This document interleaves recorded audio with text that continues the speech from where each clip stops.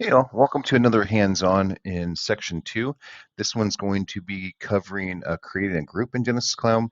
We're already at our admin portal or admin panel here. We're already logged in the Genesys Cloud instance. What you can do is look for groups in the search bar, or they are also under the directory in groups.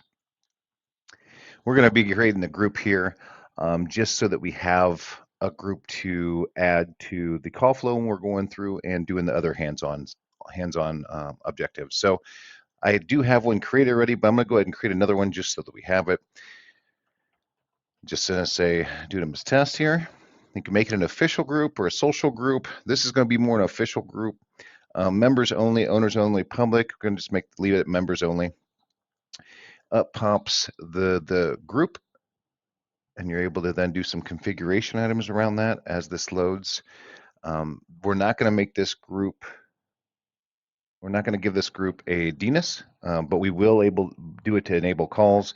I have created some extensions in the background, which is out of the scope of this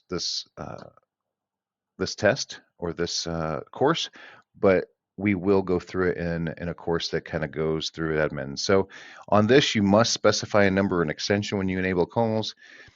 You go ahead and hit edit, and you can just put the extension. For the owner, obviously added myself as the owner, so since I created the group, I'm going to go ahead and add myself as a member too, just so we have it. Going to add that. And now what you can do is the different call route types. We're going to leave it at broadcast, but there are a few. Broadcast is it rings all of them, I think up to 15 users at once. Sequential is one right after another. I think rotary is about the same. Rotating calls every 12 seconds for 10 rotations. We can send it to voicemail if needed. We can do an overflow to a contact. We're just going to leave all the default ones here like that. Another one, just a real quick for groups, you can also put people in groups and assign them to roles. You can see how that works. Obviously, when you assign any users you've created newly, can assign this to the group and then it'll automatically assign the roles to it. That's out of the plethora of this course as well, but we will be able to follow through with that later. So I'm going to go ahead and give it that extension again and save it. Now we'll be able to add this to our call flow and be able to get calls to it. Really, what we're looking for here is just to make sure that you're comfortable creating groups, that you know the settings around this group. That way you're able to create one and then tie it into a call flow.